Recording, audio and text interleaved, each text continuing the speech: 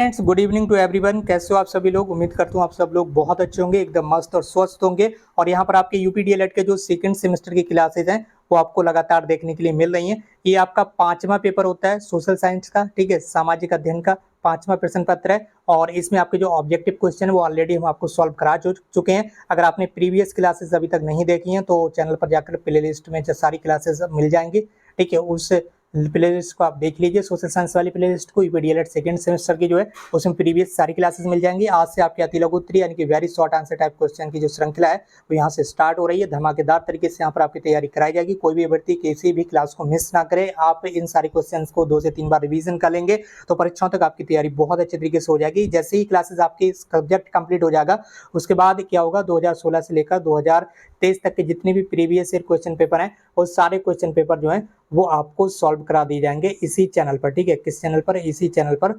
तो आप लोगों को कहीं पर भी जो है वो जाने की आवश्यकता नहीं पड़ेगी, इसलिए आप इस चैनल को सब्सक्राइब जरूर कर लीजिए और इस वीडियो को शेयर भी कर दीजिए अपने फ्रेंड्स के साथ ताकि और भी भाई बहन हमारे साथ जुड़ सकें। तो चलिए दोस्तों, ज्यादा टाइम नहीं वेस्ट करते हुए आज की इस क्लास को स्टार्ट करते हैं। सबसे पहले सवाल आपके सामने स्क्रीन पर है, चंद्रगुप्त मौर्य का जन्म कब हुआ था?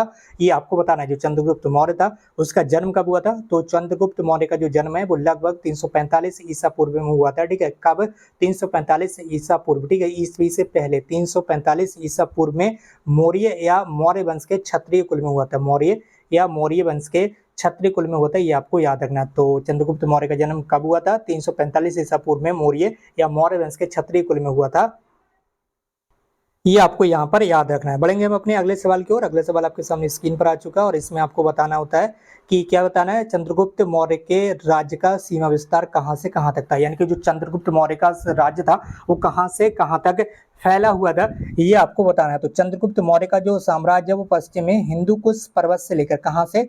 हिंदू कुश पर्वत से लेकर पूर्व में बंगाल की खाड़ी तक और उत्तर में हिमालय से लेकर, हिमालय की चोटियां आपने देखी होंगी, हिमालय से लेकर दक्षिण में मैसूर तक विस्तृत था। ये राज्य कहां तक था सीमा विस्तार? हिंदू कुश पर्वत से लेकर आपका पूर्व में बंगाल की खाड़ी तक था और उत्तर में कहां से स्टार्ट होता था? हिमालय से लेकर दक्षिण में मैसूर तक जो चंद्रगुप्त मौर्य का था वो सीमा विस्तार था राज्य का, ठीक है।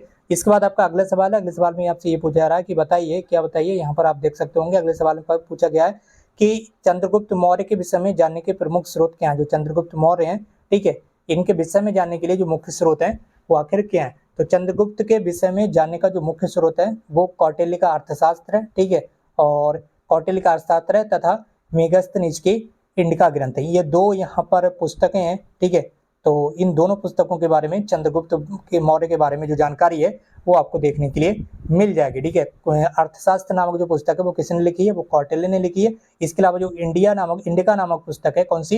इंडिका, इसके लेखक है मेगस्थनीज। ये दोनों पुस्तकें बार बार परीक्षा में भी पूछी जाती हैं। ये आपको ध्यान रखना है कि कौन सी पुस्तक, कौन सी किताब के राइटर कौन है, ठीक है। ये भी आपको हमेशा याद रखना है। ये इंपॉर्टेंट क्वेश्चन है आपके लिए, परीक्षाओं के लिए, और ये ऑब्जेक्टिव प्रश्नों में भी आपको देखने के लिए मिल जाते हैं। अगला सवाल आपके सामने स्क्रीन पर है, चंद्रगुप्त ने पंजाब पर पूर्ण अधिकार कब, किस वर्ष में स्थापित किया था? तो चंद्रगुप्त मौर्य था उसने पंजाब पर अपना पूरा अधिकार किस वर्ष में स्थापित कर दिया था? तो चंद्रगुप्त मौर्य ने 316 ईसा पूर्व में संपूर्ण पंजाब पर अपना आधिपत्य जो है वो स्थापित कर लिया था। ये आपको याद रखना है। कब? 316 ईसा पूर्व में, ठीक है, ये आपको याद रखना है। इसके बाद आपका अगला सवाल है। अगले सवाल में आपसे ये पूछा जा रहा है कि बताइए, चंद्रगुप्त मगध के सिंहासन पर कब बैठा था? ठीक है, मगध बिहार में।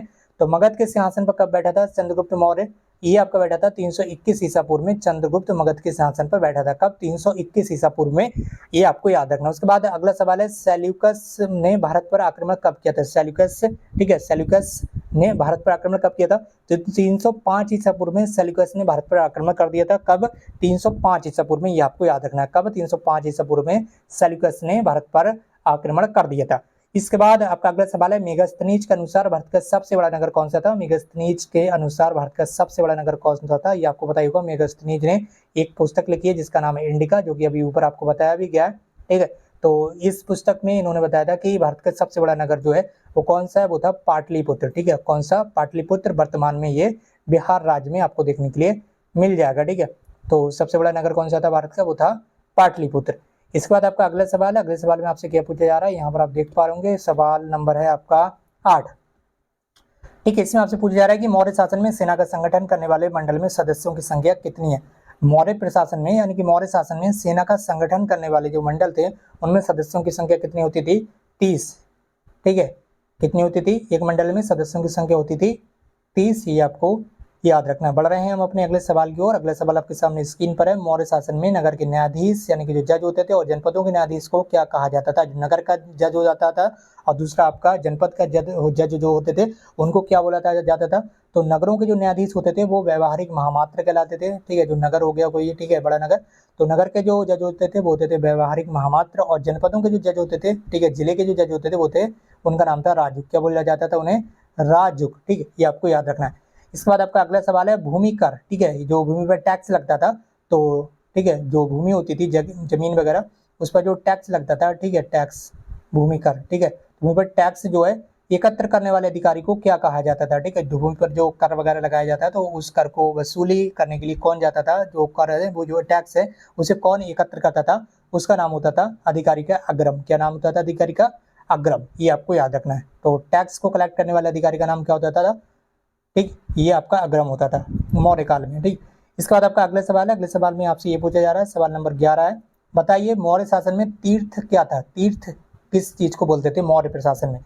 शासन की सुविधा के लिए केंद्रीय शासन कई विभागों में विभक्त था जिन्हें तीर्थ कहते थे। ठीक है, जो केंद्रीय सेंट्रल जो शासन था वो अलग अलग विभाग तथा विभागों में, डिपार्टमेंट्स में, जिन्हें क्या बोला जाता? तीर्थ बोला जाता था अलग अलग। ठीक है, जैसे कि अभी विभाग बोला जाता है ऐसे उस समय तीर्थ बोला जाता था। अगला सवाल है बिंदुसार को किस और उपनाम से जाना जाता है? बिंदुसार को और दूसरे किस नाम से जाना जाता है? तो इसे अमित्र नाम से भी जाना जाता है। अमित्र का मतलब होता है शत्रुओं का संहारक। ठीक है, शत्रुओं का संहारक। तो बिंदुसार को दूसरे किस नाम से जाना था? अमित्र। ठीक है, जो किसी का मित्र ना हो, इस नाम से भी बिंदुसार को दूसरे नाम से जाना जाता था। इसके बाद आपका अगला सवाल है, ये आपका सेकंड सेमेस्टर का 5वां प्रश्न पत्र है सोशल साइंस का। ये लगातार आपको क्लासेस देखने के लिए मिल रही हैं। ठीक है, तो वीडियो को शेयर करते रहिएगा अपने फ्रेंड्स के साथ ताकि और भाई बहन हमारे साथ जुड़ सकें। अगला सवाल आपका है 13 नंबर का, अशोक का धम्म किस सिद्धांत का अनुमोदन करता था? अशोक का जो धम्म था वो किस सिद्धांत का अनुमोदन करता था? तो अशोक का जो धम्म है वो वसुधैव कुटुंबकम के सिद्धांत का अनुमोदन करता था। किसका? वसुधैव कुटुंबकम के सिद्धांत का अनुमोदन करता था। इसके बाद आपका अगला सवाल है, सवाल नंबर 14, मौर्य काल में समाज कितने वर्णों में विभक्त था? मौर्य काल था, मौर्य काल में जो समाज था, जो सोसाइटी थी, वो कितने वर्णों में अलग अलग डिवाइड की हुई थी आपको बताना। तो मौर्य काल में समाज 4 वर्णों में विभक्त था। पहला था आपका ब्राह्मण, दूसरा क्षत्रिय, तीसरा वैश्य और चौथा शूद्र। ये अलग अलग 4 वर्णों में मौर्य काल में जो समाज था वो डिवाइड किया हुआ था। इसके बाद आपका अगला सवाल, मौर्य काल में शिक्षा का प्रमुख केंद्र क्या था? तो मौर्य काल में शिक्षा का जो प्रमुख केंद्र था वो था आपका तक्षशिला। कहाँ पर? तक्षशिला। ठीक है, ये आपका शिक्षा का प्रमुख केंद्र होता था। ठीक है, ये आपको याद रखना है। ठीक है, तो मौर्य काल में शिक्षा का प्रमुख केंद्र था आपका तक्षशिला। ठीक है, इसके बाद आपका अगला सवाल है मौर्य काल के पतन। ठीक है, मौर्य काल के पतन का मुख्य कारण क्या था? मौर्य काल पूरी तरह से समाप्त होने लगा कब? ठीक है, मौर्य काल के पतन का समाप्त होने का मुख्य कारण आखिर क्या था? तो मौर्य काल के पतन का जो मुख्य कारण था वो था अशोक के बाद कोई योग्य उत्तराधिकारी ना होना। ठीक है, मौर्य काल का एक योग्य उत्तराधिकारी था सम्राट अशोक, ये आपको याद रखना है। ठीक है, और अशोक के बाद कोई ज्यादा पावरफुल जो उत्तराधिकारी था वो इस काल में नहीं आया, जिस वजह से धीरे धीरे मौर्य काल जो है वो यहाँ पर पतन होने लगा। ठीक है, इसके बाद आपका अगला सवाल है। अगले सवाल में आपसे ये पूछा जा रहा है कि बताइए मौर्य प्रशासन में जनगणना कमेटी का क्या कार्य करती थी? जो जनगणना समिति थी वो क्या कार्य करती थी? जन्म मरण का हिसाब रखना। ठीक है, जो जैसे कि आज जन्म मृत्यु दर का पंजीकरण होता है, ठीक है, इसी तरह से उस समय जो जनगणना समिति थी वो इसका हिसाब रखती थी कि कितने लोगों की यहाँ पर जन्म हुआ और कितने लोगों की वहाँ पर डेथ हुई। ठीक है, तो इसका हिसाब कौन रखता था? जनगणना समिति। मौर्य काल में जन्म मरण का हिसाब रखना। इसके बाद आपका अगला सवाल है गुप्त साम्राज्य की स्थापना कब और किसके द्वारा की गई थी? ठीक है, जो गुप्त साम्राज्य था उसकी स्थापना कब की गई थी और किसके द्वारा की गई थी, ये भी आपको बताना है। ठीक है, तो गुप्त साम्राज्य की जो स्थापना है वो आदिराज महाराज गुप्त के द्वारा 275 ईस्वी में की गई थी। कब? 275 ईस्वी में की गई थी। इसके बाद आपका अगला सवाल है सर्वप्रथम महाराज धीराज की उपाधि किसने धारण की थी? तो सर्वप्रथम महाराज धीराज की जो उपाधि है, तो सर्वप्रथम महाराज धीराज की उपाधि धारण करने वाला जो था वो था आपका चंद्रगुप्त प्रथम। ठीक है, ये यहाँ पर आप देख सकते हो कि सर्वप्रथम महाराज धीराज की उपाधि चंद्रगुप्त प्रथम ने धारण की थी। इसके बाद आपका अगला सवाल है गुप्त संवत का प्रचलन किसने और कब किया था? जो गुप्त संवत चलाएगा वो किसने चलाया और कब चलाया? तो चंद्रगुप्त प्रथम ने सबसे पहले 319-120 ईस्वी में गुप्त संवत का प्रचलन स्टार्ट किया। किसने? चंद्रगुप्त प्रथम ने। इसके बाद आपका अगला सवाल है। अगले सवाल में आपसे ये पूछा जा रहा है कि जो महाकवि हरिशेन था वो कौन था? आखिर जो महाकवि हरिशेन था ये आखिर था कौन? बताइए। महाकवि हरिशेन समुद्रगुप्त का मंत्री और एक दरबारी था। महाकवि हरिशेन था ये समुद्रगुप्त का मंत्री था और एक दरबारी भी था जो कि समुद्रगुप्त के दरबार में ही रहता था और ये समुद्रगुप्त का मंत्री भी था और एक दरबारी भी था। इसके बाद आपका अगला सवाल है, समुद्रगुप्त को भारतीय नेपोलियन क्यों कहा जाता है? ठीक है, अगर आपसे सवाल पूछा जाए कि भारत का नेपोलियन किसे कहा जाता है तो आप लिखेंगे समुद्रगुप्त को। ये भी क्वेश्चन बार बार परीक्षाओं में आता है, तो ये आपको बताने की अलग से आवश्यकता नहीं है कि नहीं आता, ये आपको याद रखना है कि भारत का नेपोलियन किसे कहते हैं, तो वो कहते हैं आपका समुद्रगुप्त को। ठीक है, ये आपको अच्छे से याद कर लेना है। तो इसमें ये आपको बताना है कि समुद्रगुप्त जो तो महान विजेता होने के साथ ही एक निपुण सेनानायक भी था, सेना को निपुण बनाने वाले एक सेनानायक भी था, इसलिए उसे भारतीय नेपोलियन कहा जाता है। भारत का नेपोलियन कहा जाता है किसे? समुद्रगुप्त को। इसके बाद आपका अगला सवाल है, गुप्त काल के दो प्रसिद्ध वैज्ञानिक को नाम आपको बताना। गुप्त काल के जो प्रसिद्ध वैज्ञानिक थे, ठीक है, वो उस समय कौन थे? वो थे आर्यभट्ट, ठीक है, आर्यभट्ट। इसके बाद है बराहमिहिर, ठीक है, आर्यभट्ट और बराहमिहिर, ठीक है, आर्यभट्ट जिन्होंने शून्य की खोज की थी, जीरो की खोज किसने की थी? आर्यभट्ट ने, और दूसरे थे आपके बराहमिहिर। ये गुप्त काल के उस समय के दो प्रसिद्ध वैज्ञानिक थे, ये आपको याद रखना है। इसके बाद आपका अगला सवाल में आपसे ये पूछा जा रहा है कि चेदी राजवंश का प्रथम शासक कौन था? चेदी जो राजवंश था इसका प्रथम शासक आखिर था कौन? तो इस वंश का जो प्रथम शासक था वो था कोक्कल प्रथम था। ठीक है, चेदी राजवंश का प्रथम शासक, पहला शासक कौन था? कोक्कल प्रथम। ठीक, इसके बाद आपका अगला सवाल है, चालुक्य अथवा सोलंकी वंश की राजधानी कहाँ पर थी? तो चालुक्य या फिर सोलंकी वंश आप कह लीजिए, इसकी जो राजधानी थी, जो कैपिटल थी, वो कहाँ पर थी? तो इसकी जो राजधानी थी वो अनिहलबाड़ा में थी। कहाँ? अनिहलबाड़ा में आपको ये याद रखना है। चालुक्य अथवा सोलंकी वंश की राजधानी कहाँ थी? अनिहलबाड़ा में। इसके बाद अगला सवाल है, प्रतिहार वंश की स्थापना किसने कर दी थी? भैया बताइए, प्रतिहार वंश की जो स्थापना है वो किसने की थी? तो प्रतिहार वंश की जो स्थापना है वो की थी आपकी हरिश्चंद्र ने। ठीक है, किंतु वास्तविक जो था वो प्रथम राजा नागभट्ट प्रथम था। वास्तविक जो यहाँ पर था स्थापना करने वाला वो था प्रथम राजा नागभट्ट प्रथम था। ठीक है, आपको याद रखना है। इसके बाद आपका अगला सवाल है, अगले सवाल में आपसे ये पूछा जा रहा है कि बता दीजिए हमें, प्रश्न संख्या 28, चहमान वंश का सबसे प्रसिद्ध तथा अंतिम शासक कौन था? जो चहमान वंश था उसका सबसे प्रसिद्ध और अंतिम शासक कौन था? तो पृथ्वीराज तृतीय 1179 से 1193 ईस्वी तक इसने यहाँ पर शासन किया, और पृथ्वीराज तृतीय ये चहमान वंश का सबसे प्रसिद्ध और यही अंतिम शासक था। इसके बाद आपका अगला सवाल है, पाल राजवंश का प्रथम राजा कौन था? जो पाल वंश है, ठीक है, पाल राजवंश, इसका प्रथम राजा कौन था या शासक कौन था, ये आपको बताना है। ठीक है, तो इस सवाल का आपका आंसर देखना है। जो धर्मपाल था वो पाल राजवंश का प्रथम शासक था। ठीक है, 770 ईस्वी से 810 ईस्वी तक लगभग 40 वर्षों तक इन्होंने शासन किया। ठीक, पाल राजवंश का प्रथम शासक यही था, धर्मपाल। इसके बाद आपका अगला सवाल है, इस क्लास का अंतिम सवाल भी होने वाला है। ये राजपूत काल में राज्य की आय का प्रमुख स्रोत क्या था? ठीक है, राजपूत काल में राज्य की जो आय होती थी, ठीक है, उसका प्रमुख स्रोत आखिर क्या था? ठीक है, किन किन चीजों से राज्य को आय प्राप्त होती थी राजपूत काल में?